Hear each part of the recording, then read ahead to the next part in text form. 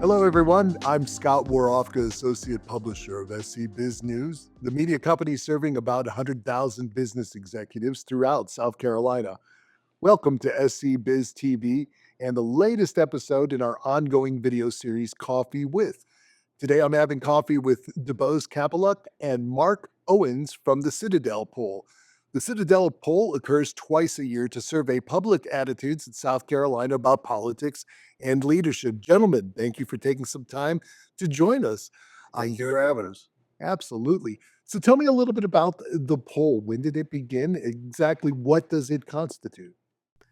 Well, the poll began in February of this year. We received grants from Low Country Graduate Center and from Citadel, and were able to have a poll leading up to the South Carolina primary.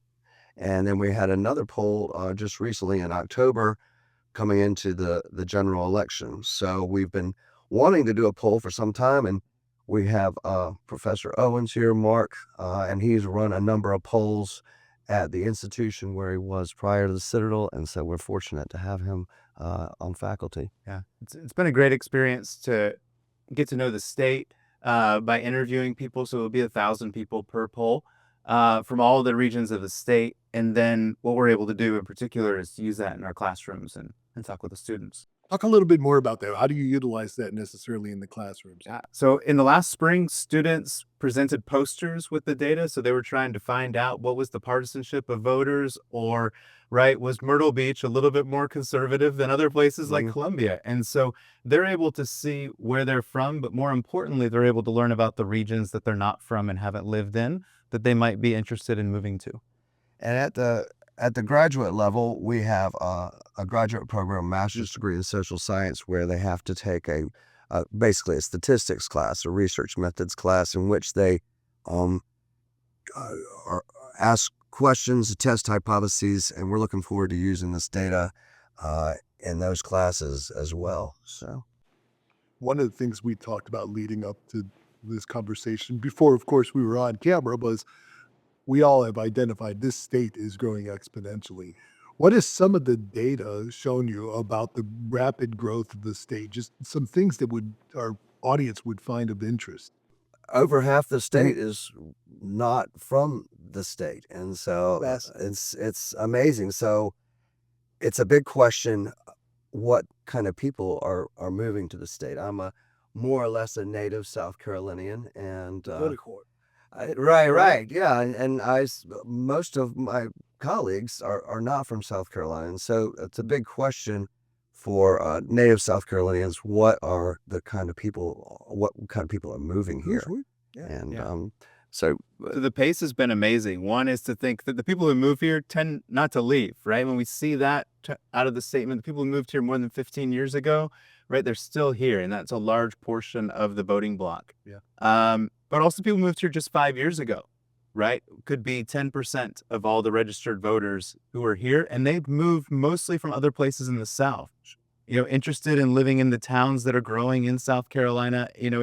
We've seen a big shift. It's no longer people moving from Ohio always here, right? It's really the whole country moving here, but primarily areas, Georgia and North Carolina and Florida moving into South Carolina. Exhibit A. I'm your Floridian. I lived there for 18 years prior to moving here, and as much as your data has shown, this was the place my family wanted to call home. And I think that was an interesting thing we were also talking about. What other tendencies are you seeing from some of these folks that are moving into the state? It's not just retirees, is it? No, it's not. And especially all the areas, right? I mean, Myrtle Beach can be growing quite a bit. In Florence, we would see that. But one of the things is a lot of individuals who are between the ages of 25 and 40 were born here and they're moving back. Okay. Right? They have lived in another state, but they're choosing to move back to be closer to family, maybe to be closer to the friends that they grew up with. And that's really showing the fact that they're coming for the jobs, right? They can find a way to work in South Carolina, to do what they want to do and be where they want to be. And provide the family lifestyle that they're looking for. I mean, and that they were brought up with, right? right, and that's an essential question politically, because is the political landscape going to change, or is South Carolina going to become a purple state like Georgia has, or North Carolina has, or Virginia, with Northern Virginia, the people that are moving here, are they less conservative or more conservative? And the suspicion is that they're probably less conservative, but we find actually that among recent movers, those who have moved to South Carolina within the last 5 years, so this is sort of the COVID cohort, and they are actually lean more Republican than your average South Carolinian. So Really? that might be good news to some South Carolinians, might be bad news to some South Yeah, Carolinians. but really, you that's the see way it is. in the upstate and the Grand Strand, right? Compared to Charleston, it's 50-50, right? Okay. But really the idea is for parties, any candidates who are looking to run for office are going to recognize that there's a lot of diversity of thought. It's coming here, but people might be looking for the economy to lead the way, but ultimately, the state is not being disrupted politically by the people moving in.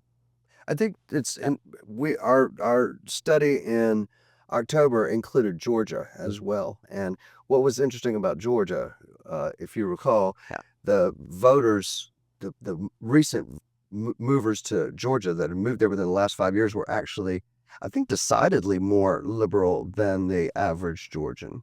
Yes, especially and less people moving from the South into Georgia, but from the rest of the country right into Georgia.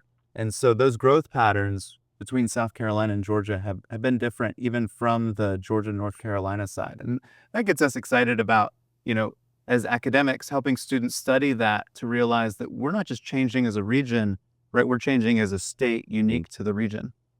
What reasons would you have for that difference actually? So Georgia, obviously you're saying, so if I'm hearing you correctly, you're saying a lot of the folks that are moving into Georgia could be a more liberal based group, a cohort, again, borrowing that. And yet in South Carolina, just separated by a couple miles, we're seeing a more conservative based group move in. Am I summarizing that correctly? That's right. I'd have to speculate, but there's a sort of a journalistic political science theory called the big sort, where people are sorting themselves out geographically into jurisdictions that are more consistent with their political outlooks. And so South Carolina might be one of those states that conservatives gravitate towards, but why not Georgia? And I think maybe Georgia has a more dynamic economy in Atlanta that is a headquarters for a lot of corporations. So people are not, they're not choosing so much to live in Georgia, but are almost assigned to live in Georgia. It is that thought. I mean, nowhere else a city in Georgia could compete with Atlanta, right, economically. And it's trying to project the region right internationally, like Miami could. And this is one where Texas has gigantic cities, right, metropolises, but at the same time, there's so many in their state, and there's so many to choose from in their suburban areas. They have unique parts where that state's also continuing to see people who are conservative move to Texas, and it's not changing the state in the same way, as much as people move to Houston and they move to a suburb. But I think the Atlanta is becoming bluer, and the rest of the state maybe a little bit redder. Charleston, compared to Greenville, Spartanburg, and then to the other areas of the state, the economies are almost competing with themselves, right? Things are spreading out evenly across the state, and that's what can be really different from Georgia compared to North Carolina, which is going to be heavily invested in Charlotte and the Research Triangle. From an academic standpoint, it's absolutely fascinating, I imagine, to just see that. I mean, in such a small geographic area, to have so much diversity and so much change occurring. It really is, yeah. And I mean, the change is constantly happening. I mean, if you were to look at this, so how often do you all conduct the poll? What is the goal there with the poll? Well, the goal is to do 2 polls every year. Okay. One in the most likely in the spring and one in the fall. They might be timed differently, given if some important event occurs, we would want to get a poll out right away. So we intend to have a battery of similar or the same questions asked each time, so that we can identify trends here in South Carolina, and to the extent we include other states, we can look at trends there. So we want to have them twice a year.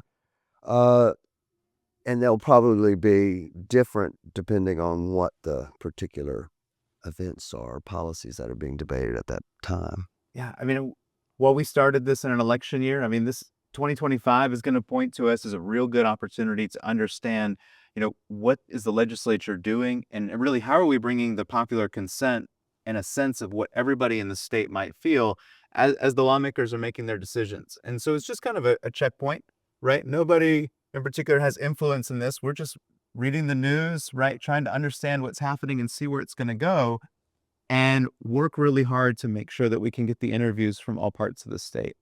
And this has been fascinating to have our students reflect back and that they recognize, their towns, that they're seeing some of the same parts, the changing, right? The growth, the idea that people are coming to their communities for jobs, and they're handling this, who's moving here and are they committed to the South Carolina, right? Or do they want to just come and be more transient and leave? Yeah. And that turnover here, where we don't see it, is really what's been really interesting to us. One of the things that has always been held as a truism is that folks tend to vote with their pocketbook. We can always, tell they're spending, where the money's going in. Is that still the case? Is that still what you're seeing right now? It is. We found that to be a very important issue here in South Carolina in this most recent presidential election. What I think we're seeing in South Carolina, and I might be able to extrapolate this out to the rest of the country, is we're seeing a sort of a withering of identity politics. People are not voting as consistently as you might think with their race or their religion or their ethnicity. And people see Or identity politics. that's identity, this sort of identity that you have. And they're voting more their pocketbook, which was always a salient aspect of voting patterns. But as the sort of the identity politics seems to take second row, we're seeing, and what do we find? Because I'll let A Mark real talk. great question for this is to ask people if they're doing great financially, right? If they're just getting by or if they're struggling. And that was important. All the talk about inflation is one of those opportunities, right? Where's their growth? And a lot of people did feel like they were just getting by, and that made them open to some of the statements that they were hearing, right? With former President Trump, now President-elect Trump, in this way, looking at making statements that the economy would get better with him, right? Business was strong, South Carolina would benefit, and that continued. The people who said that they were struggling or just getting by overwhelmingly supported him in February and in October, right? So that's a big piece of why he won the South Carolina primary, and also to the general election, expanding how much he won compared to the two elections before. And I'll add that it's unusual that usually the party of the little man, the person who's experiencing financial difficulties, is more the Democratic Party. So we found that wasn't the case here in South Carolina. It was so interesting because I know for weeks I heard a lot of people talking about the price of eggs, etc. We were talking about all that. So I think that identity politics, to your point, I think we used to have an easier time putting people into a certain category and saying, this is a conservative person, this is their ideals, this is what they hold true. And it sounds like, again, the voting with the pocketbook is really kind of bubbled up to even take a stronger presence. And people are saying, yeah, I'm not worried as much about that. This cash is king.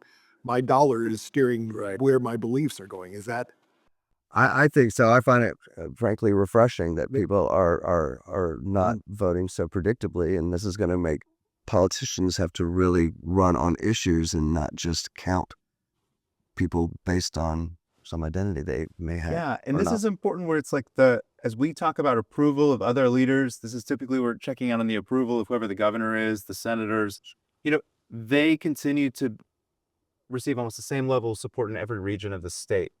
And that's different. When I used to do the surveys in Texas, you'd find out that like one's candidate was running stronger in one's part of the state and then not as strong in the capital region. And so while in this case, Republicans might not do as well around Columbia, it's still the fact that they're approved, and people are willing to say that even if they voted for someone else, they think they're getting good leadership. And so the stability that happens here in South Carolina, I think is appreciated, right, by those who feel like they're being represented by the individuals who serve in the state as well as serve in the national level, right, our state. Fascinating. So no longer are people necessarily looking strictly at, well, this party is not going to have my interest in mind. We're actually saying, okay, I think that they can still provide good leadership, still govern. Right. I mean, that is also, always include an aspect or a series of questions on leadership on Sure. the poll. So the Citadel is, very attuned to leadership. That's a core principle. And so we usually ask, or we have asked, we have a series of questions on what kind of traits in a leader that South Carolina residents like Yeah. to see. And I think that's a good way to remember a little bit of like that it's a pattern of sort of the leadership and representation instead of, right, the old, I forget, a guy named Dick Morris would have done this, right? What policy do the people want? And then have the president start talking about that policy. This is more like, are the people going to make quick decisions, right? Do you want to have a slower, more deliberate approach? Things like that. Again, the academic aspect of this is fascinating because just learning how much there's been a shift in how people are making those decisions and, where their beliefs are kind of heading.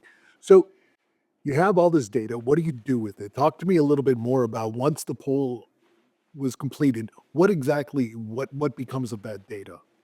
The biggest part that we do this is that we share it with media outlets as well as on our website. So immediately that morning, it's up on poll.citadel.edu. That'll include the steps of how we did all of our methods, but also show you all the questions that we ask and give you the immediate percentages and frequencies that people gave that answer. Sometimes we'll show that within region or we'll show it by party. And then the actual data is available at a data repository at Cornell University, which collects things from Pew Research as well as the University of Michigan polls and things. So that's where our data is publicly available to anybody in the country. And your viewers can reach out to either Mark or myself, Yeah. and we can direct them to where to find it on the Cornell website. So, and the important part about having those repositories is to try and think about questions that we could ask and show more in depth locally, right? Because the work that we do while focused at the state can be replicated in a smaller area, like a county of governments, right? 3-county area. It's just a matter of finding the number of households that you want to contact. Absolutely. How's the Citadel using this information? Well, the Citadel, we're using it in our classes. You taught a class on public opinion. I taught a class on research methods, and so we use it in those classes as an actual tool. So it's got a pedagogical, utility. Sure. It also, we were mentioned in the Wall Street Journal, and so this helps maybe the New York Times as well. I think. That's right. So this gets the Citadel's name out there in these major media outlets. So the other important part is this bridge. So students at the Citadel have this great opportunity to interact with national leaders when the representatives and senators come to speak and meet with cadets. And so sometimes you can pose a question to the person who's not from South Carolina, but include into that the polling percentages that they know how to read. But now they're saying, well, this is what our state believes. And that helps someone else who's visiting our state catch up a little bit faster and think of how should they tailor their response to be more impactful to that local audience. Amazing. Who are you all collaborating with? Are there other organizations that you all are working with to help execute this program in its totality? So the biggest one for us is the School of Humanities and Social Sciences. So we work with multiple different degree programs, and because there's survey research is used by a lot of majors, and that's why it really fits so well with that Master of Social Science program.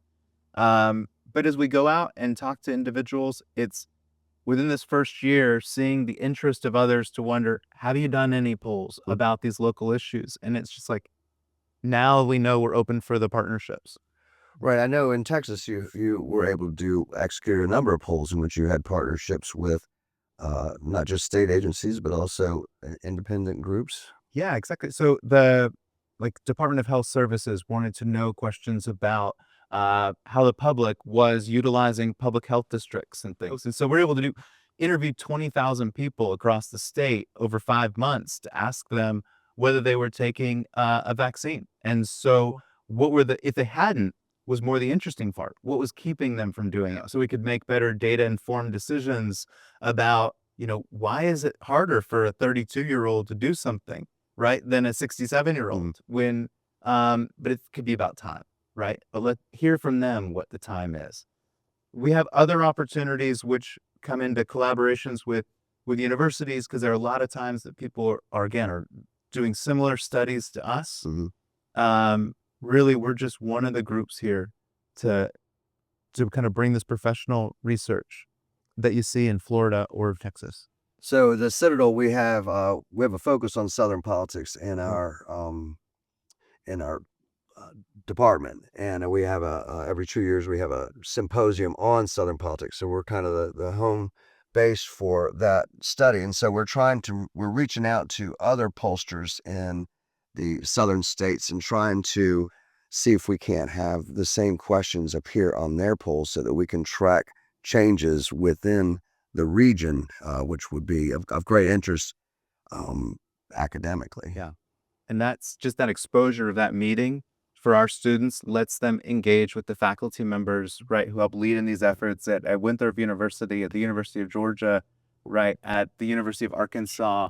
It's so they can see that not only they could use these tools here, but also they could go to the national level, they could go to another state and continue to do this same process and method.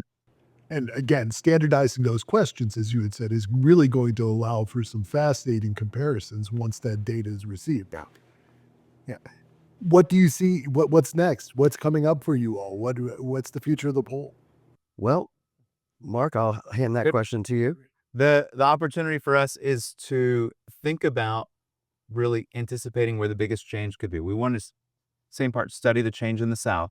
So as we look to comparing South Carolina to Georgia, right, we could think about those opportunities, but also really what's jumped into this understanding more what's going on inside the state.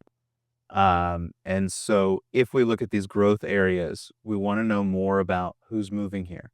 And that's a huge opportunity for us. We want to know like what industries this is.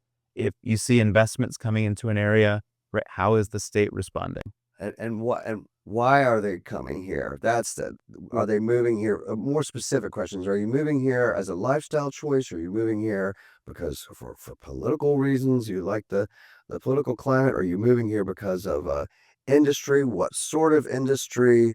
That kind of information coupled with, demographic information could be of great use to business leaders, I think. And so for us, it's been a great year. We've been collecting the data so that we're ready to share it more publicly. It's going to be, both of us will write, and we're co-editing a book about the presidential election that was in the South. A lot of people will use this data for that. And then we'll start making bigger presentations, right, to help people understand what's going on just in the last couple of years. When you had mentioned earlier, folks in Atlanta possibly, that growth being attributed to almost being assigned to live there. And then, with South Carolina certainly being, it sounds like a different beast. That's going to be fascinating to really get some of that data, I think. And I would love to see, like you mentioned, Texas, some of these big cities in Texas, what kind of people move to those big cities where they're sort of, if you want to get ahead, you have to serve in the Atlanta office, you have to go to the Dallas office. Sure. Versus, we'll stick to South Carolina, Columbia and Charleston and Greenville, Spartanburg don't sort of command that kind of power. Not yet, but yet. I like the no. And that's the biggest part, is to make sure we train people with some of the skills, right, so they can help each one of these regions, right, know what their strengths are when they, especially if they're going to talk to a company that's interested in moving there. That was our part. And East Texas to Dallas was recognizing that they had access to a place that could collect this kind of survey research and understand as they go and approach a plan. There's, a study of the people that's involved in that. Right. I could think for recruitment was Exactly. Well, it allows you to obviously put your best foot forward. I mean, that data is going to show us this is what you're perceived as being your strong point. Let's accentuate that in trying to recruit folks to come in. My final question, I'm thinking about our audience a little bit, and business owners, decision makers, how can they use your data? What should they be looking for when coming to the site and kind of looking for data and trends? How can they use this on a daily basis? Yeah. At one part, the thing is, one, to look at a few trend reports that we might put out, but also every single one of those surveys that we released, if we ask the similar common questions, like, when did you move here is our first question. Okay. And so you could then look at when did we ask that in February and when did we ask it in October? And the next February, see those changes as they occur, right? So that chart is going to build itself. You don't think of those changes happening so quickly, but you're saying that, just that quickly, 6 months, perceptions such as that could change. Maybe not, but the opportunity is then you would be able to say what issues that are current of the day are they reacting to? I'd say that's a And we have to wonder, is there a half-life to the COVID effect? A lot of people balked at the kind of regulations that they had and said, "Honey, we're moving, we're getting out of here, we're coming down." Well, now the country is pretty homogeneous in terms of their regulations regarding that. So are the new people coming to South Carolina, are they going to be different? So you could see a die-off in this effect. And I'd say to the audience, some of the best ways that we do is just send us an email, reach out to us, and with a general question of what they'd like to see, we can come out with a pretty quick answer to knowing where that data is. And that's very typically it's even how we work with our students, with the reporters, right? We can do that with anybody interested in the data. Wonderful. We appreciate it. Where can they go again to get that information, that website? Poll.citadel.edu. poll.citadel.edu. Want to thank you both for coming to DuBose. Mark, thank you so much for joining us today. Thank you all for tuning in to SC Biz TV. We'll see you on the next episode.